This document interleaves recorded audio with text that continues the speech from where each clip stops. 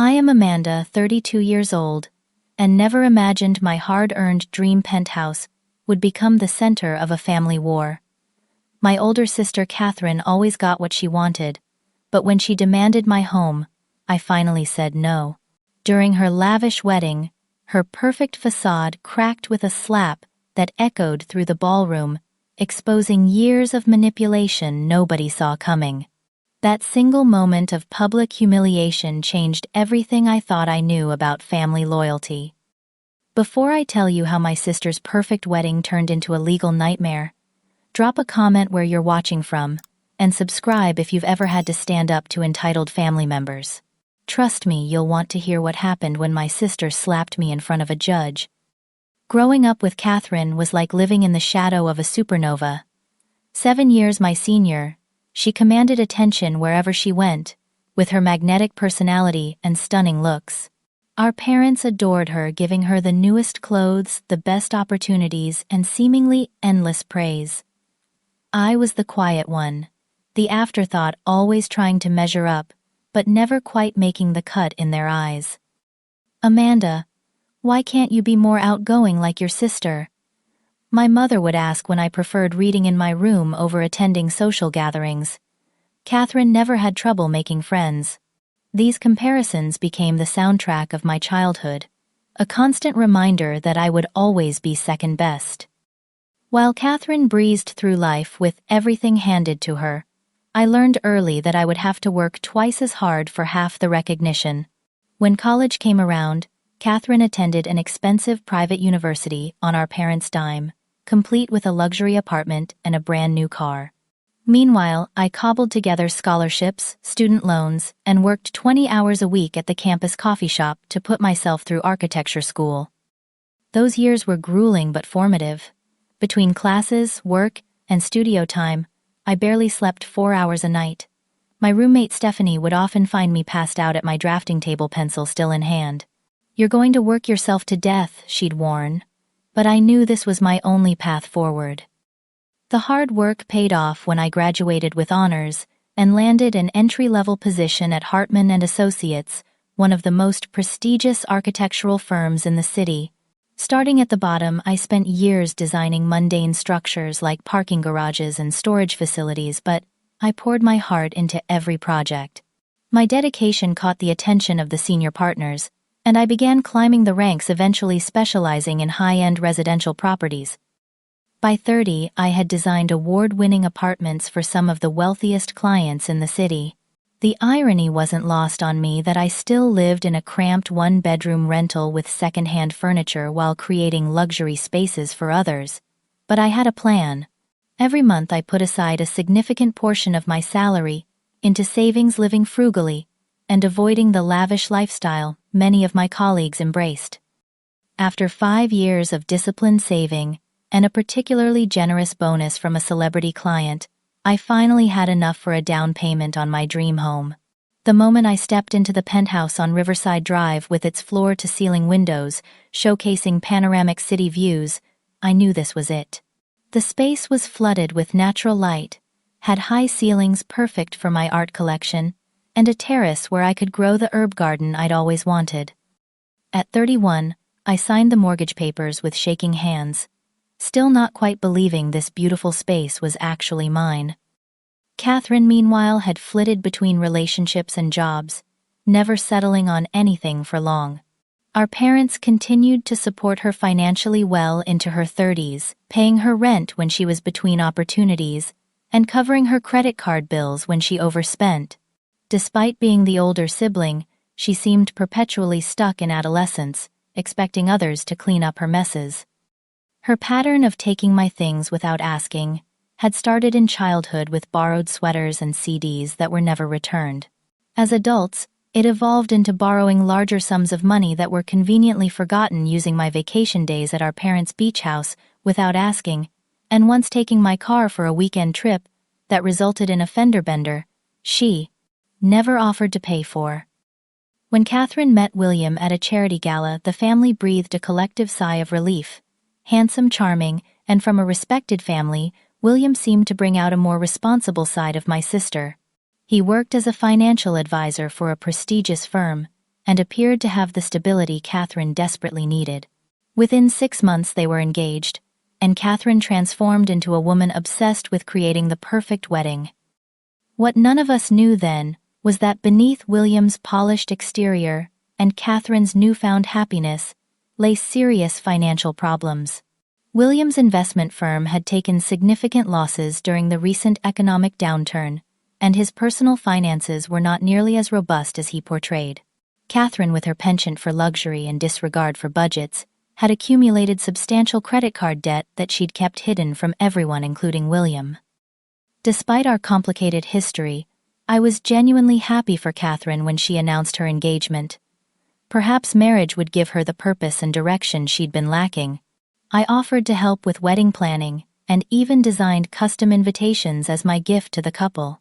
For once, it seemed like we might develop a healthier adult relationship. It was around this time that I met Michael through a mutual friend at an art gallery opening. An environmental engineer with kind eyes and a quiet confidence, Michael was refreshingly different from the competitive architects and designers in my social circle. On our third date, Katherine called with a wedding emergency, and I reluctantly cut our evening short. Michael's response surprised me. "Your sister seems to have a talent for creating urgencies whenever you're enjoying yourself," he observed gently. "Has that been a pattern?" No one had ever so accurately named Katherine's behavior before. As our relationship deepened, Michael helped me recognize other dynamics I'd normalized from years of conditioning. "You deserve to take up space too, Amanda," he'd remind me when I'd automatically minimize my achievements around my family. With Michael's support, I gradually began setting small boundaries with Katherine, though the biggest test was yet to come. As Katherine's wedding date approached, her demands escalated from occasional favors to constant expectations. What started as weekly phone calls for advice turned into daily texts with urgent requests requiring immediate attention. My evenings and weekends disappeared into a vortex of bridal appointments, vendor meetings, and emotional support sessions. "Amanda, you have to come with me to this cake tasting. William is working late again, and I need someone with good taste," she insisted.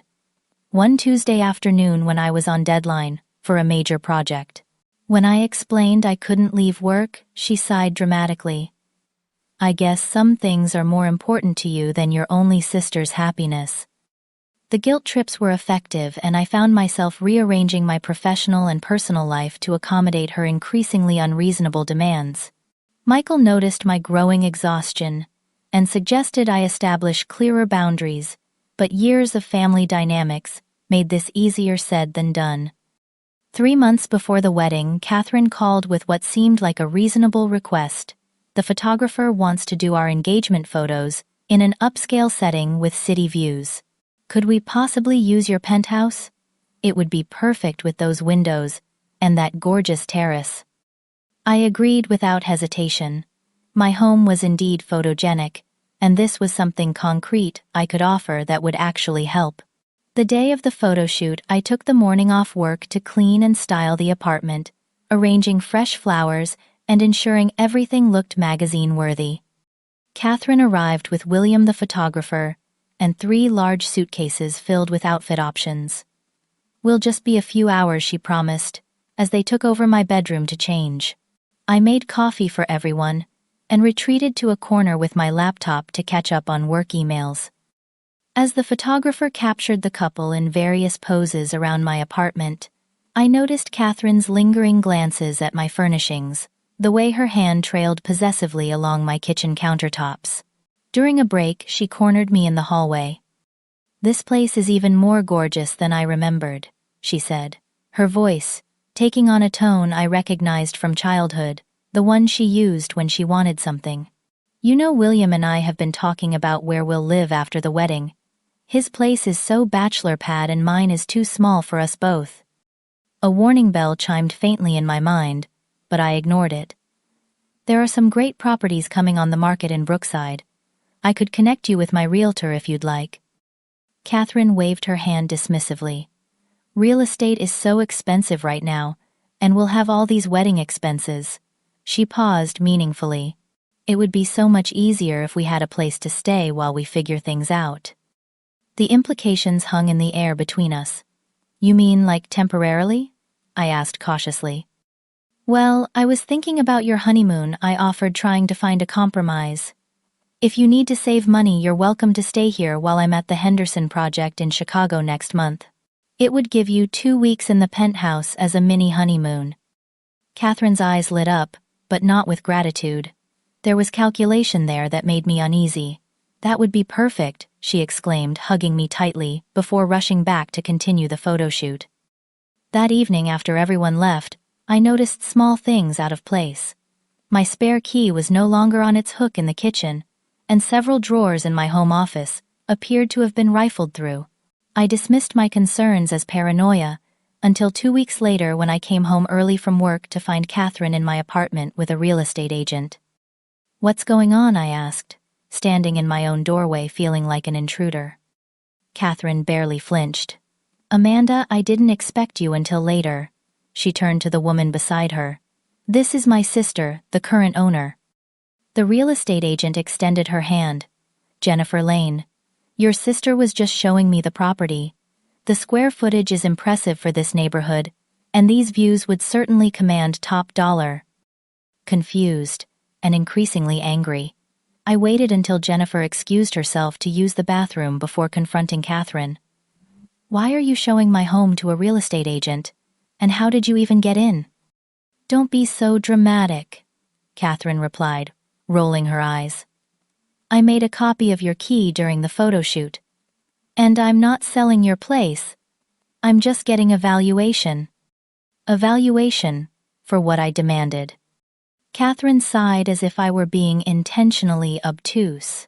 For when William and I move in after the wedding, I told him about your offer, and he's thrilled. We'll need to make some changes though. That second bedroom you use as an office will need to become a proper guest room. The audacity left me speechless. Katherine, I never offered to let you move in. I offered 2 weeks while I'm in Chicago as a honeymoon gift. This is my home. Her expression hardened. You always were selfish, Amanda. Do you know how much William and I are spending on this wedding? We need to save where we can. That's not my responsibility, I replied, finding my voice. Your financial choices are yours to make. I already told William we'd be living here, she hissed, dropping all pretense of reasonableness. He thinks it's all arranged. Do you have any idea how embarrassing it would be to tell him now that my little sister is too selfish to help us out? The conversation devolved from there, with Katherine alternating between angry accusations and tearful pleas. She claimed I owed her this because our parents had always favored me, a blatant rewriting of history, that family should help family, and finally, that if I really loved her, I would want her to be happy. By the time she left, I was emotionally drained and second-guessing myself. Maybe I was being selfish. Maybe I should help my sister start her married life. These thoughts plagued me until Michael came over that evening, and I recounted the entire confrontation. Amanda, he said gently, taking my hands in his, your sister is manipulating you. You worked incredibly hard for this place. It's not selfish to want to keep your own home. His clear-eyed perspective helped me regain my footing. That night, I sent Katherine a kind but firm text, reiterating my boundaries. The honeymoon offer stood, but I would not be giving up my home. Her only response was a curt, whatever. The next day, I learned that William's family had influential connections, including a close friendship with Judge Rebecca Henderson, who would be attending the wedding. Katherine mentioned this repeatedly, emphasizing how important it was to impress William's high society connections. Little did I know how significant Judge Henderson's presence would become. 1 week before the wedding, our parents hosted a family dinner for relatives who had arrived from out of town. I arrived late due to a work emergency, slipping quietly into the dining room where conversation was already flowing freely. My cousin Grace immediately waved me over to an empty seat beside her. There's the generous sister of the hour, she exclaimed, giving me a side hug. Katherine was just telling us about your amazing wedding gift. That penthouse of yours is going to make such a beautiful first home for the newlyweds. I nearly choked on my water. Across the table, Katherine was deep in conversation with our aunt, studiously avoiding my gaze. For the remainder of dinner, various family members approached to commend my exceptional generosity each conversation, making it increasingly clear that Katherine had told everyone she would be moving into my home after the wedding. When I finally cornered her in the kitchen, Katherine was unrepentant. "Everyone thinks you're so wonderful now," she said with a shrug. "You should be thanking me." "You need to correct this," I insisted. "Tell them the truth before this gets any further out of hand." Katherine's eyes narrowed. "The truth is that family helps family, Amanda. Mom and Dad agree with me. They think you're being ridiculous about this whole thing." On cue, our mother entered the kitchen. "Girls, is everything all right, Amanda? Your sister is under so much stress with the wedding. Surely you can be a bit more accommodating during this special time." "Accommodating doesn't mean giving her my home," I replied, struggling to keep my voice even. My mother patted my arm condescendingly. "No one's asking you to give her anything permanently. You can stay with Michael for a while, can't you? Or rent a small place until Katherine and William find something suitable." The realization that my parents were complicit in Katherine's scheme hit me like a physical blow. They truly believed I should displace myself indefinitely for Katherine's convenience. Years of conditioning had me momentarily questioning whether I was in fact the unreasonable one in this scenario. The following day, I returned home from work to find 3 large boxes labeled "Kitchen" stacked outside my door. Inside my apartment, my phone was blinking with 7 missed calls from Katherine. When I called her back, her tone was breezy. "Did you see the boxes? The movers delivered them early. There are more coming tomorrow, but you don't need to worry about signing for them. I gave them a copy of my key." "Katherine, stop," I interrupted. "There's been a misunderstanding. You cannot move into my home. The boxes need to go back to your apartment." "There's no misunderstanding," she snapped, her friendly tone evaporating. "You've always been the favorite, Amanda. The smart one, the responsible one, the one with the perfect career and the perfect boyfriend, and now the perfect apartment. You've had everything handed to you while I've struggled. The least you can do is help me for once." The sheer audacity of her statement left me momentarily speechless. Katherine had rewritten our entire childhood to cast herself as the deprived sister, when the reality had been precisely the opposite. "That's not what happened, and you know it," I finally managed. "I worked for everything I have. Nothing was handed to me." "Whatever helps you sleep at night," Katherine retorted. "The fact is you owe me, and I've already told everyone at the wedding that we'll be living in your penthouse. William's entire family thinks it's our wedding present from you." The argument escalated until Katherine finally issued an ultimatum. Either I agree to let them move in, or she would tell our entire family and all the wedding guests that I had cruelly withdrawn my promised gift at the last minute. "You'll look like the most selfish person alive," she threatened. "Is that really what you want?" After she hung up, I sat among her moving boxes feeling utterly trapped. The following morning, I called the only person who consistently saw through Katherine's manipulations. "She's bluffing," Michael assured me, after I recounted the latest development. "She won't actually tell everyone you reneged on a gift you never offered in the first place. It would make her look unstable." "You don't know Katherine," I sighed. "She's perfectly capable of creating a scene if she doesn't get her way." "Then let her," Michael said firmly. "Amanda, this is your home. You earned it. You love it. Don't let her take it from you, through emotional blackmail." Bolstered by his support, I drafted a clear email to Katherine copying our parents and William. I reiterated that while my offer of a 2-week honeymoon stay still stood, I had never offered my home as a permanent residence, and would not be doing so now. I requested that all delivered boxes be removed within 24 hours, after which I would consider them abandoned property. The response was immediate and multi-pronged. Katherine called me in tears. Our mother left a scathing voicemail about family loyalty, and our father texted that I was breaking Katherine's heart over just an apartment. Only William remained silent.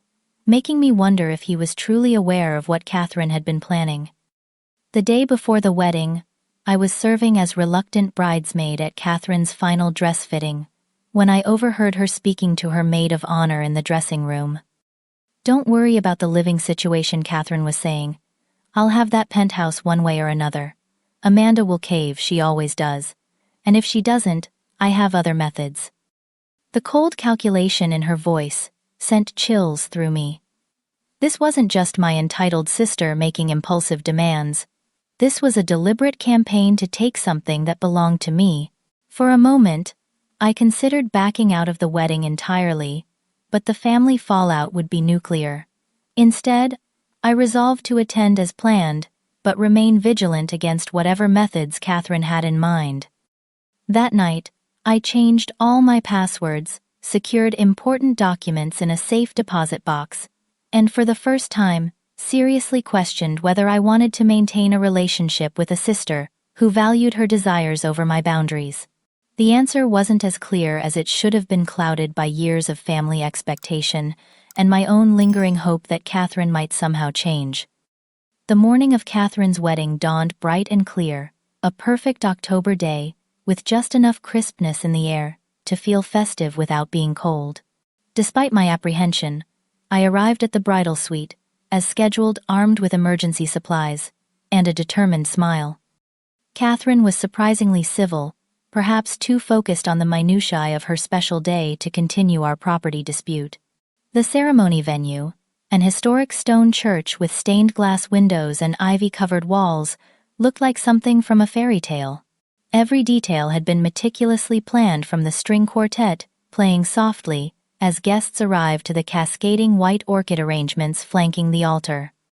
As I stood beside the other bridesmaids in my floor-length sage green gown, watching Katherine glide down the aisle on our father's arm, a complicated mix of emotions swirled within me.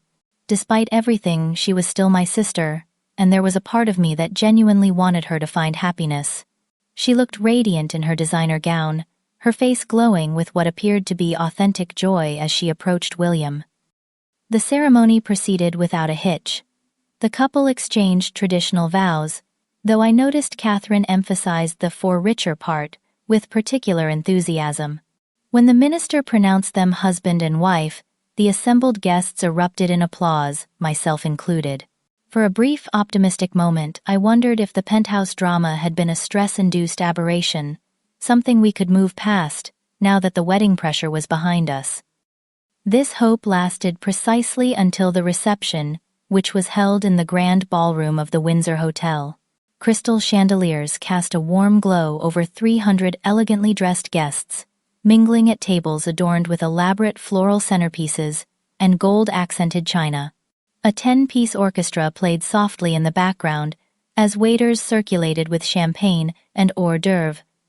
I was seated at the family table near the head table with Michael beside me, offering silent support through occasional hand squeezes and reassuring smiles.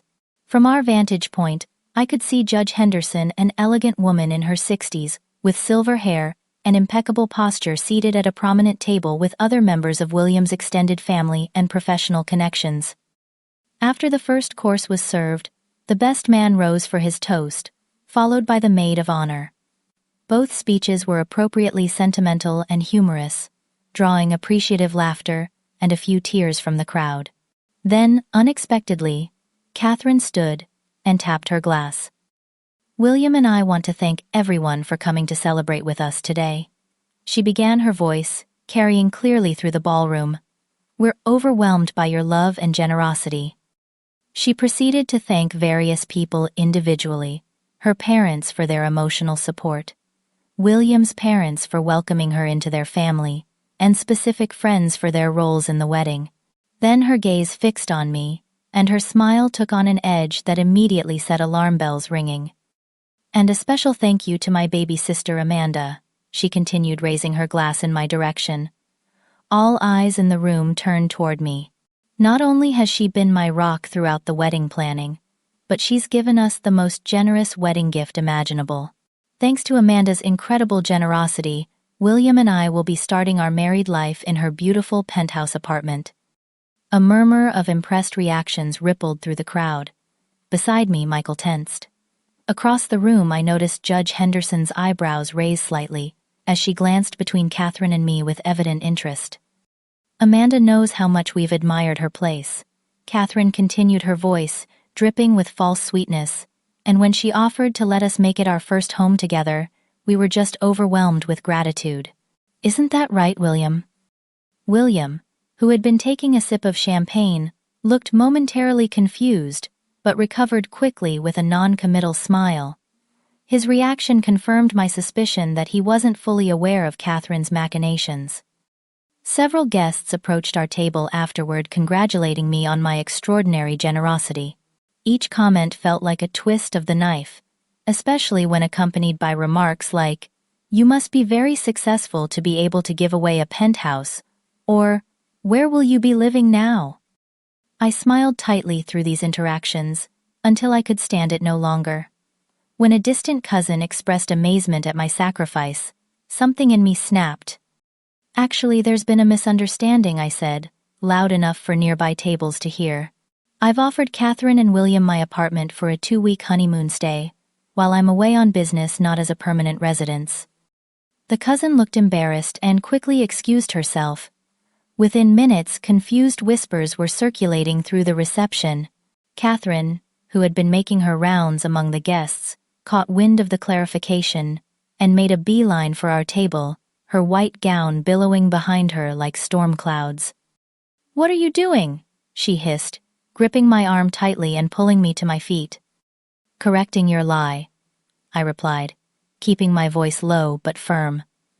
"I never offered you my home permanently, and you know it." Katherine's face flushed crimson beneath her makeup. "We can discuss this later. Right now you're embarrassing me in front of everyone who matters to William." "You embarrassed yourself by announcing a gift I never gave," I countered gently, extracting my arm from her grip. "I'm happy to help you find a place of your own, but my penthouse is not an option." "After everything I've done for you," Katherine said, her voice rising dangerously. Nearby conversations halted as guests began to notice the tension between us. "You've always been so selfish, Amanda. Always thinking only about yourself." "That's not true," I maintained, increasingly aware of the audience we were attracting. "I've supported you in countless ways, including offering my home for your honeymoon. But giving up my residence entirely is beyond reasonable." "Reasonable?" Katherine's voice had reached a volume that carried across several tables. "What's reasonable about denying your sister the only thing she's ever asked of you? You have everything, Amanda. The career, the boyfriend, the perfect life, and you can't spare a single thing for me." By now, a significant portion of the reception had fallen silent, all eyes on our unfolding drama. William was making his way toward us, alarm evident on his face. Michael stood beside me, a steady presence, but wisely allowing me to fight my own battle. "Katherine, please," I said, acutely conscious of the spectacle we were creating. "This is your wedding day. Let's not do this here." "No, let's do exactly this here," she retorted, tears now streaming down her face, leaving black mascara tracks in their wake. "Let everyone see how little family means to you. Let them all know that the perfect Amanda refuses to help her sister start her married life in a decent home, instead of William's cramped apartment." "My apartment isn't cramped," William interjected, finally reaching us. "Katherine, what's going on? What's this about Amanda's penthouse?" "She promised it to us," Katherine cried, turning to her new husband. "She said we could live there after the wedding, and now she's taking it back." William looked confused. "You told me Amanda offered us a honeymoon stay, not a permanent home." A flash of panic crossed Katherine's face before she doubled down. "That's not what she said initially. She's changing the terms now because she's jealous of our happiness." The absurdity of this accusation momentarily stunned me into silence. In that pause, Katherine turned back to me, her expression contorting with rage. "You've always resented me," she spat. "Always trying to steal my spotlight, even on my wedding day." "That's not true," I said quietly. "I just want to keep my home." "Your home!" she shrieked. "What about my home? What about what I need?" and then it happened so quickly I had no time to react. Catherine's right hand flew up and connected with my cheek in a slap so loud it seemed to echo through the suddenly silent ballroom. The force of it snapped my head to the side and sent me stumbling back a step. Gasps erupted from the assembled guests. Michael moved forward protectively as William grabbed Catherine's arm to prevent a second blow. My cheek burned with pain and humiliation as I stood frozen, unable to process what had just occurred. Through tears that had sprung unbidden to my eyes, I saw Judge Henderson rise deliberately from her seat, her expression grave as she observed the scene. The significance of her witness would become clear only later, but in that moment, all I could focus on was the overwhelming need to escape the hundreds of staring eyes. "I think you've made your feelings perfectly clear," I said to Katherine, my voice trembling, despite my efforts to control it. Turning to William, I added, "I'm sorry this happened at your wedding. The honeymoon offer is rescinded." With as much dignity as I could muster, I collected my purse from the table and walked toward the exit, Michael close behind me. The crowd parted silently to let us pass, their expressions ranging from shock to pity to morbid fascination. Just before reaching the door, I heard Catherine's voice ring out once more. "Go ahead and run away. You always do." I didn't turn back. Outside in the cool evening air, the tears I'd been holding back finally broke free. Michael wrapped his arms around me as I sobbed against his shoulder, the full impact of my sister's public betrayal washing over me in waves of hurt and anger. "Let's get you home," he said gently, when my tears subsided. As we walked toward the parking lot, the weight of what had transpired settled heavily upon me. My relationship with my sister would never be the same again, and I wasn't entirely sure that was a bad thing. The day after the wedding, I awoke with a slightly swollen cheek and an emotional hangover that felt worse than any alcohol-induced one.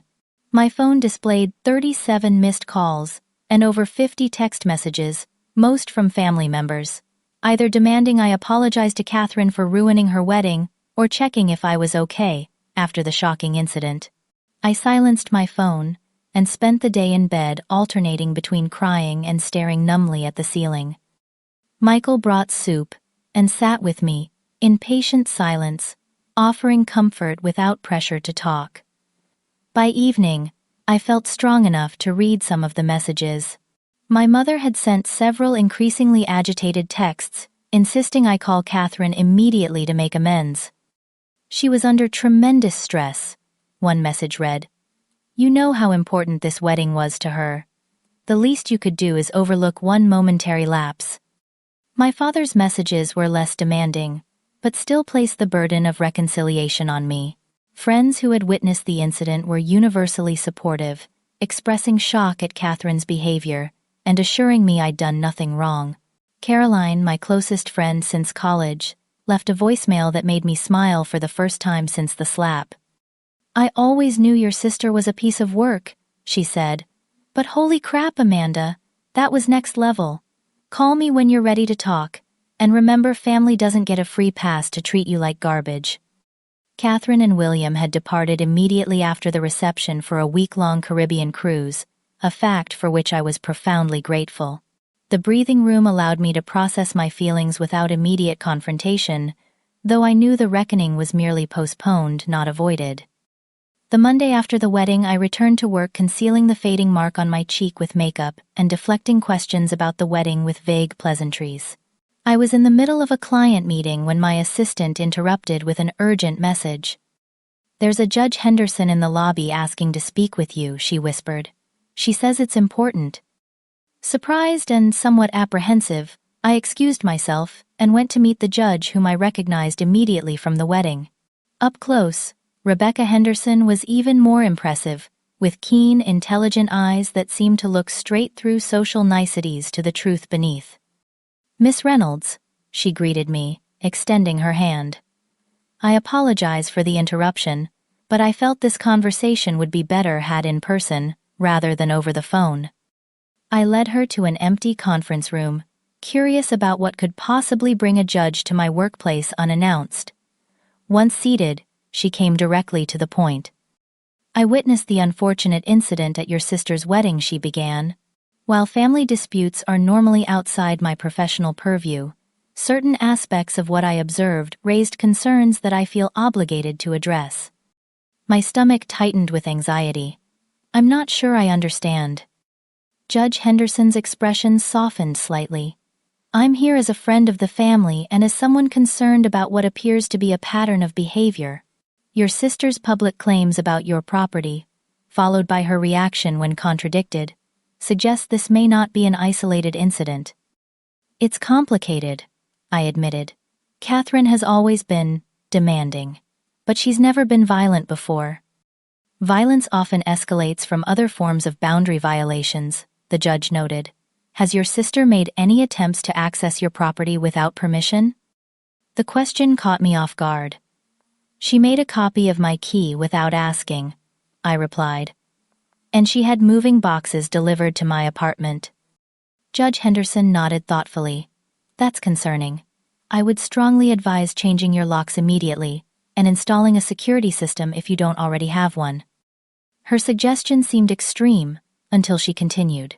"In my years on the bench, I've seen many cases begin with seemingly minor boundary crossings that eventually escalated to serious property disputes or worse. The public nature of your sister's claims about ownership of your home, combined with her demonstrated willingness to use force when frustrated, raises red flags I cannot in good conscience ignore." By the time our conversation concluded, Judge Henderson had provided me with contact information for a security consultant and a recommendation for a lawyer specializing in property law just in case. She also gave me her personal number, suggesting I call if Katherine's behavior escalated further. "I hope none of this proves necessary," she said, as she prepared to leave. "But in my experience, it's better to be over-prepared than under-prepared when family dynamics turn contentious." That afternoon, I followed her advice and called a locksmith who replaced all my locks and installed a keypad entry system that would alert me to any access attempts. The following day, a security company installed cameras at my front door and terrace entrance with a monitoring service that would notify me of any unusual activity. These precautions seemed excessive until Katherine and William returned from their honeymoon. Rather than staying at William's apartment as planned, Katherine showed up at my building the very evening of their return, attempting to use her copied key to enter. When it failed, she pressed my buzzer repeatedly until the doorman threatened to call security. The next morning, Katherine appeared at my office, creating a scene in the reception area that required security intervention. "She stole our wedding gift," she shouted, as guards escorted her from the building. "She promised us her apartment, and now she's locked us out." The incident was witnessed by several colleagues and clients, causing whispers that followed me through the hallways for days afterward. My boss, Linda, called me into her office that afternoon. "I don't normally involve myself in my employees' personal lives," she began. "But when those lives spill over into the workplace, we need to have a conversation." I braced myself for a reprimand, but Linda surprised me. "I've known you for years, Amanda. You're one of the most honest, hard-working people on my team.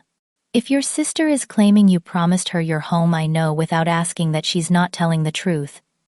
Tears of relief and gratitude sprang to my eyes at this unexpected support, Linda continued. "That said, we can't have scenes like this morning's disrupting business. I'm authorizing you to work remotely as needed until this situation resolves, and I've instructed security not to allow your sister on the premises." With my home and workplace secured, I felt marginally safer, but the situation was far from resolved. Judge Henderson's foresight proved invaluable when I received notice that Katherine had filed for a temporary restraining order against me, claiming I had verbally abused her at the wedding and was now harassing her with threatening messages. The allegations were completely fabricated, but they required a legal response nonetheless. I contacted the lawyer Judge Henderson had recommended, Alexandra Diaz, who helped me prepare a counterfiling with evidence of Katherine's actual behavior, including security footage of her attempting to enter my apartment and witness statements from the wedding. The day after filing my response, I received an unexpected call from William. His voice sounded strained as he asked if we could meet privately to discuss the situation.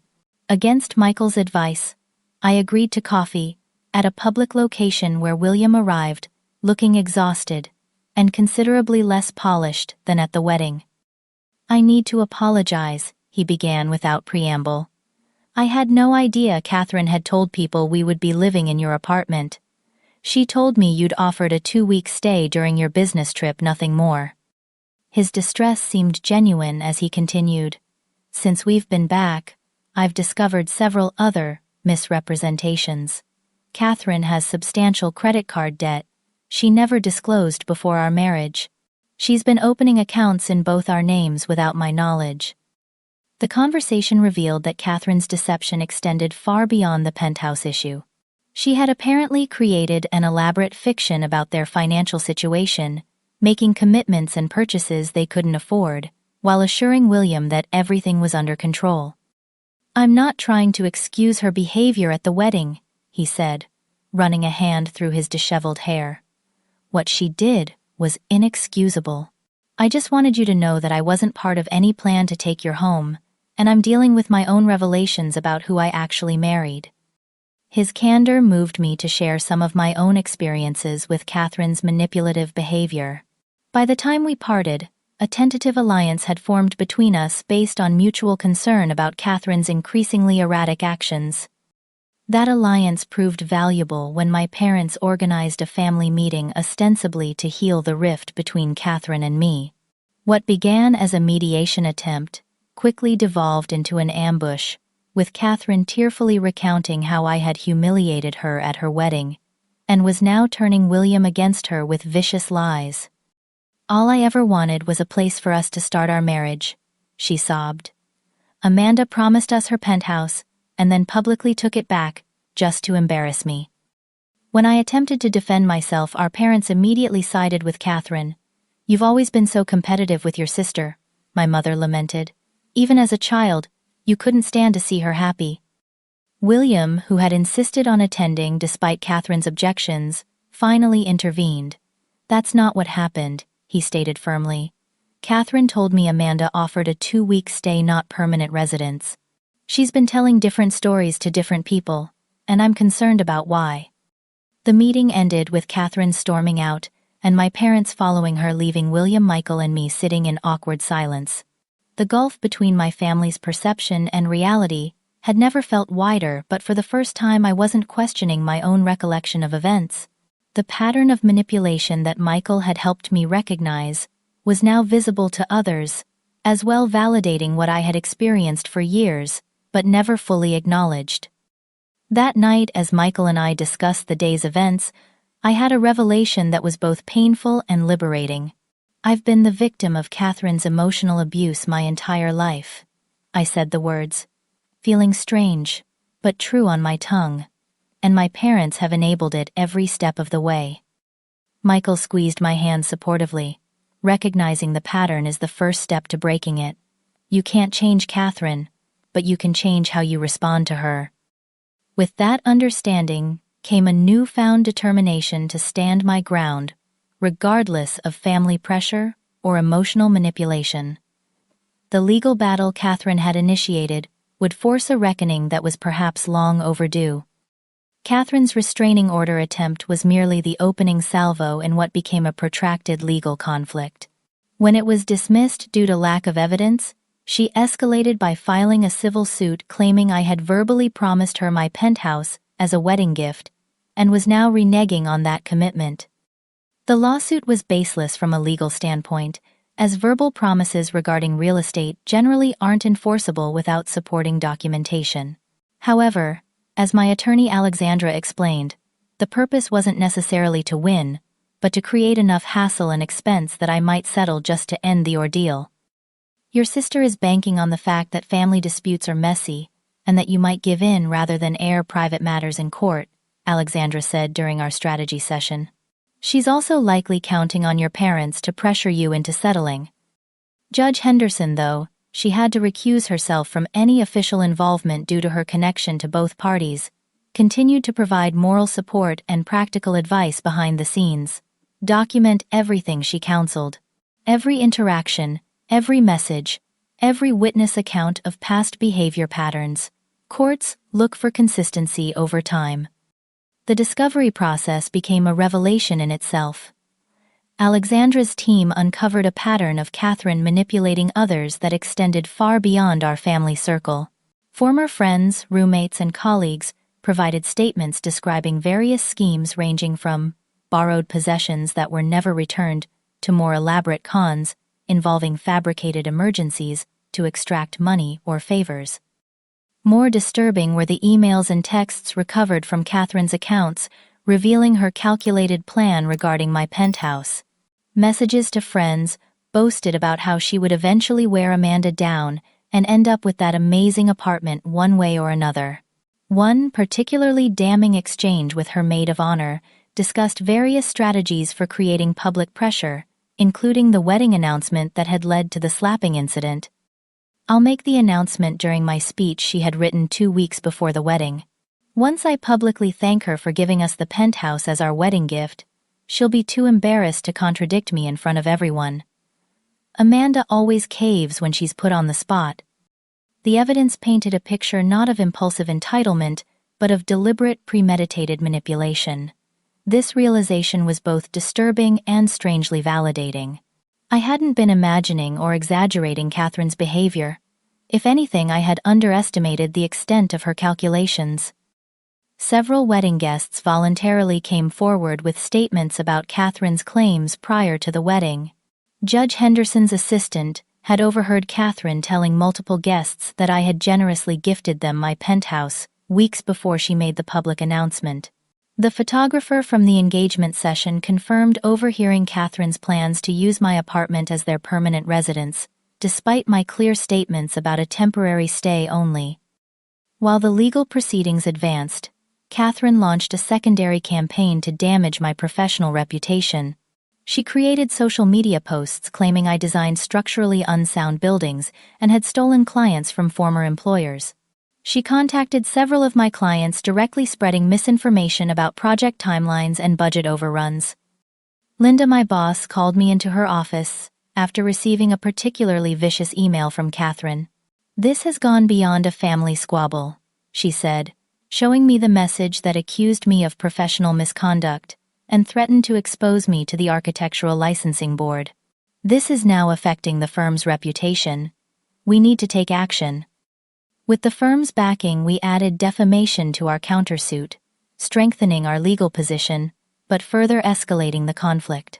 Katherine responded by increasing her attacks, now targeting Michael, by contacting his employer with similar false allegations. The stress took its toll on me physically and emotionally.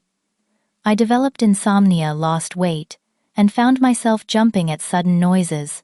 At Michael's gentle insistence, I began seeing a therapist specializing in family trauma, Dr. Rachel Bennett. "What you're experiencing is a normal response to abnormal behavior," Dr. Bennett assured me during our first session. "The relationship patterns you're describing with your sister show classic signs of narcissistic abuse." Over subsequent sessions, Dr. Bennett helped me understand the dynamics that had shaped our relationship since childhood. Katherine's behavior exhibited hallmarks of narcissistic personality disorder, characterized by an excessive need for admiration, disregard for others' feelings, and an inability to handle criticism. Our parents had established a family system that catered to Katherine's demands, while expecting me to accommodate her, creating the perfect environment for her manipulative tendencies to flourish. "Your decision to stand firm about your boundaries is healthy," Dr. Bennett emphasized. "Though it's causing conflict now, it's necessary for your long-term well-being." These insights help me maintain my resolve through the increasingly bitter legal process. When William filed for annulment 3 months after the wedding citing fraud and misrepresentation, Katherine's attacks intensified. The annulment filing revealed the full extent of Katherine's financial deceptions, including nearly $200,000 in hidden debt accumulated through secret credit cards and loans. My parents, who had steadfastly supported Katherine throughout the conflict, finally began to question their position when confronted with indisputable evidence of her deliberate deceptions. My father called late one evening, his voice heavy with a realization that seemed to have aged him overnight. "I don't understand how we didn't see it," he said. "All these years we thought we were helping her, but we were just enabling behavior that got worse and worse." My mother took longer to acknowledge the reality of the situation, her identity too wrapped up in being the mother who always supported her misunderstood daughter. But even she couldn't deny the evidence that continued to mount as more people came forward with accounts of Katherine's manipulations. As the court date approached, my anxiety peaked. Despite the overwhelming evidence in my favor, the prospect of publicly confronting Katherine in court filled me with dread. The night before the hearing, I barely slept, rehearsing my testimony and imagining worst-case scenarios. "Remember, this isn't just about the penthouse anymore," Alexandra reminded me that morning as we prepared to enter the courthouse. "This is about establishing a clear record of behavior that will protect you from future claims and manipulations." The courtroom was smaller than I had imagined, but it felt enormous as I walked to the witness stand. Katherine sat at the plaintiff's table dressed conservatively and wearing an expression of wounded innocence that had served her well throughout her life. Our parents sat directly behind her, their faces drawn with the strain of divided loyalties. Judge Martin Feldman, a no-nonsense jurist with 30 years of experience, presided over the hearing, with an air of having seen it all before. As Alexandra had predicted, Katherine's case began to unravel almost immediately, under the weight of contradictory evidence and testimony.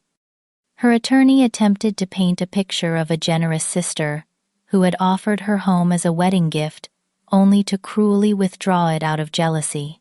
This narrative collapsed when William testified about what Katherine had actually told him regarding the 2-week honeymoon stay, directly contradicting her sworn statement. The most damning evidence came from Katherine's own electronic communications, which Alexandra methodically presented to demonstrate the premeditated nature of her claims. As each message was read aloud, revealing Katherine's calculated efforts to manipulate me and others, I watched my sister's confident demeanor gradually crumble.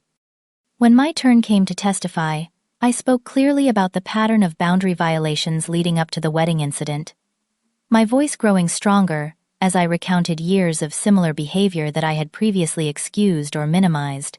Katherine glared at me throughout, occasionally whispering furiously to her attorney. Judge Feldman interrupted at one point, when Katherine audibly scoffed during my testimony about changing my locks. "Miss Bennett," he said sternly, "your reactions are being noted for the record. I suggest you maintain appropriate courtroom decorum." After 4 hours of testimony and evidence presentation, the judge called a brief recess before delivering his ruling. In the hallway, Michael enveloped me in a supportive hug. "You did great," he whispered. "No matter what happens now, you stood up for yourself, and that's a victory." When court resumed, Judge Feldman wasted no time. "Having reviewed the evidence presented today, I find no merit whatsoever in the plaintiff's claim of a promised gift of real property," he stated. "Furthermore, I find compelling evidence of a pattern of deliberate misrepresentation and manipulation on the part of the plaintiff." The judge dismissed Katherine's case with prejudice, meaning she could not refile the same claim. Additionally, he ordered her to pay my legal fees and issued a stern warning about potential perjury charges if she continued making false claims in legal filings. "The court takes a very dim view of using the legal system as a tool for personal vendettas or to pressure family members into giving up their rightful property," he concluded. "I strongly suggest that the plaintiff seek appropriate counseling to address the behavioral patterns evidenced in this case." As the judge delivered his ruling, Katherine's composure finally shattered completely. Rising from her chair, she pointed at me accusingly. "This is all your fault," she shrieked. "Everyone's always on your side. You've turned everyone against me." As court officers moved to restore order, Katherine continued her tirade, accusing the judge, her own attorney William, and finally our stunned parents of conspiring against her. "Nobody ever loved me. Nobody ever supported me like they supported her." The public meltdown, while disturbing, served as the final confirmation of what the evidence had already demonstrated. This wasn't about a misunderstanding between sisters or a disputed wedding gift. This was about a deeply ingrained pattern of manipulation and entitlement that had finally encountered immovable boundaries. As Katherine was escorted from the courtroom, still shouting accusations, I felt an unexpected wave of sadness beneath my relief. The sister I had grown up with, argued with, occasionally laughed with, was lost to me now, replaced by someone I barely recognized and certainly couldn't trust. Outside the courthouse, Alexandra shook my hand firmly. "Congratulations!" This was as definitive a victory as they come.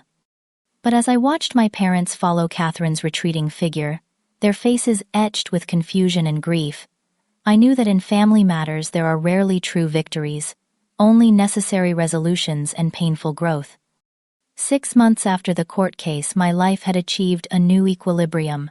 The immediate legal threat was gone, and with it, much of the acute anxiety that had dominated my days. My penthouse, once the focal point of so much conflict, had slowly reclaimed its identity as my sanctuary, rather than a battleground. The professional damage control took longer. Katherine's campaign of defamation had caused several clients to delay or reconsider projects requiring me to rebuild trust and repair relationships. Linda had been unfailingly supportive, assigning me to high-profile projects that demonstrated the firm's continued confidence in my abilities. "Crisis reveals character," she told me during my performance review, "and yours has proven exceptional under extraordinary pressure." My relationship with my parents evolved in fits and starts. The court case had forced them to confront decades of enabling behavior, a painful recognition that initially manifested as defensive withdrawal.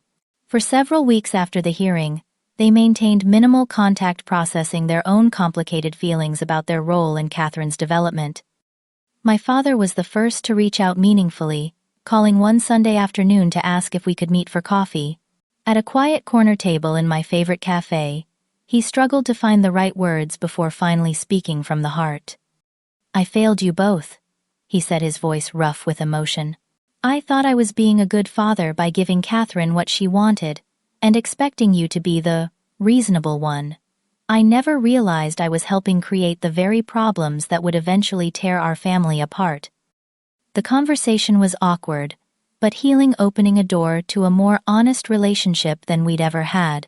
My mother took longer to come around her identity, too entwined with being the mother who had always smoothed over Katherine's difficulties.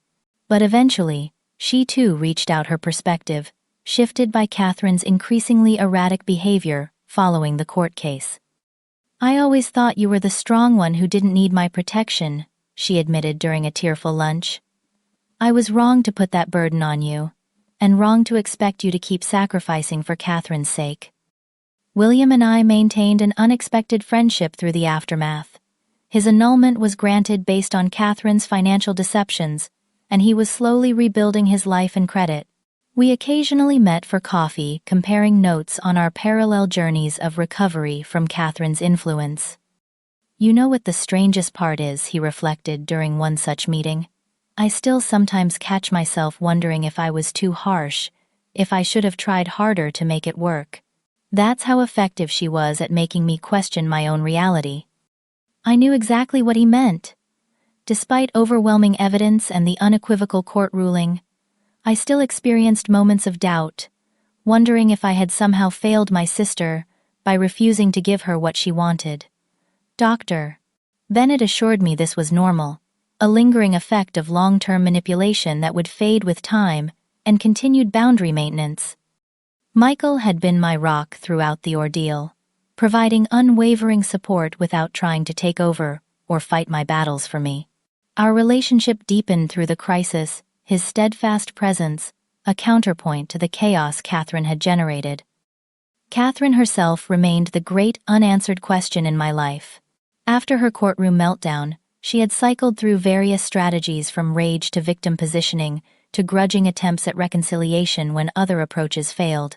She moved to another state supposedly for a job opportunity, though rumors suggested she was avoiding creditors and the social consequences of her behavior.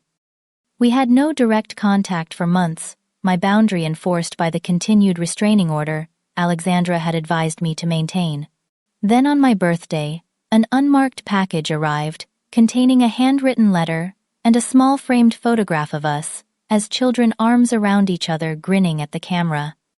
The letter was unlike any communication I had ever received from Katherine. Gone was the entitlement, the manipulation, the subtle blame shifting. Instead, the words spoke of rock bottom of counseling of gradual painful self-awareness. "I don't expect forgiveness," she wrote. "I'm not even asking for it yet. What I did to you was wrong on every level, and no apology can erase that. All I can tell you is that I'm finally getting help to understand why I became the person who could treat her sister that way, and I'm committed to never being that person again." Dr. Bennett helped me process the letter, cautioning against either immediate rejection or uncritical acceptance. "People with long-standing behavioral patterns can change," she acknowledged. "But that change requires sustained effort and doesn't happen overnight. If Katherine is genuinely doing the work, there will be consistent evidence over time." I decided to respond with a brief note acknowledging her letter and expressing hope for her healing journey, while maintaining my distance until there was more evidence of lasting change. It was neither a door slammed shut nor wide open, but rather left slightly ajar, contingent on Katherine's continued choices. The most profound change was within myself. Through therapy and reflection, I recognized how my own behavior had contributed to the dysfunctional family dynamic, not by causing Katherine's actions, but by consistently accommodating them. I had spent a lifetime walking on eggshells, making myself smaller to avoid conflict, sacrificing my needs to keep the peace. "Boundaries aren't just lines you draw for others," Dr. Bennett often reminded me. "They're affirmations of your own worth and right to exist fully in the world." This lesson transformed not just my approach to Katherine, but to all my relationships. I became more assertive at work, more honest with my parents, more authentic with Michael. Rather than diminishing my connections with others, these boundaries actually deepened them, replacing superficial harmony with genuine intimacy based on mutual respect. 1 year to the day after the wedding incident, Michael proposed to me on the terrace of my penthouse, the city lights sparkling around us like earthbound stars. "The timing wasn't coincidental," he later admitted. "I wanted this date to be reclaimed to be about love and commitment, rather than pain and betrayal." As we planned our small, intimate wedding, I found myself reflecting on how differently I approached major life decisions now. Where once I might have worried about Katherine's reaction, or my parents' expectations, I now considered primarily what felt right for Michael and me. This wasn't selfishness but self-respect, the healthy centering of my own life narrative. The question of whether to invite Katherine to the wedding was complex. She had maintained her distance, sending occasional updates on her therapy progress without making demands or attempting to insert herself back into my daily life. The restraint itself was evidence of change so different from her previous boundary-crossing behavior. After much thought and discussion with Michael, Dr. Bennett, and my parents, I decided to extend a carefully framed invitation.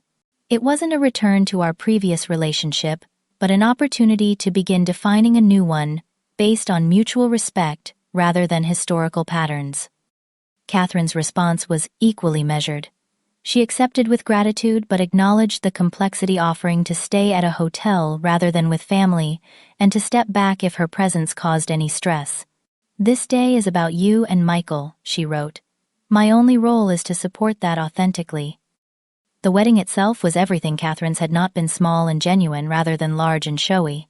Judge Henderson attended as an honored guest, her early intervention having helped prevent a worse outcome to our family conflict. During the reception, she pulled me aside for a private word. "When I approached you after witnessing that slap, I wasn't sure what would unfold," she admitted. "But I've rarely seen someone handle such a difficult situation with more grace and strength. You should be proud of the boundaries you established and the healing you facilitated, not just for yourself, but potentially for your entire family." Katherine kept her word, maintaining a low profile throughout the event. When we did speak, there was an awkwardness, but also a novel authenticity. No pretense, no manipulation, just two adults carefully navigating damaged terrain with newfound awareness. "I'm happy for you," she said simply, her eyes clear and present, in a way they rarely had been before. "You deserve this happiness, and I'm sorry for how long I resented, rather than celebrated your successes." As Michael and I prepared to leave for our honeymoon, I reflected on the strange journey that had brought us to this moment. The penthouse that had been the center of so much conflict now held new memories, new associations. It was no longer just my hard-earned achievement or the object of Katherine's envy, but the place where Michael and I would begin our married life, its walls now echoing with laughter and love rather than accusations and tears. The most valuable lesson from the entire ordeal wasn't about property rights or legal victories. It was the recognition that true strength isn't found in giving in to avoid conflict, but in standing firm in your truth even when it's difficult.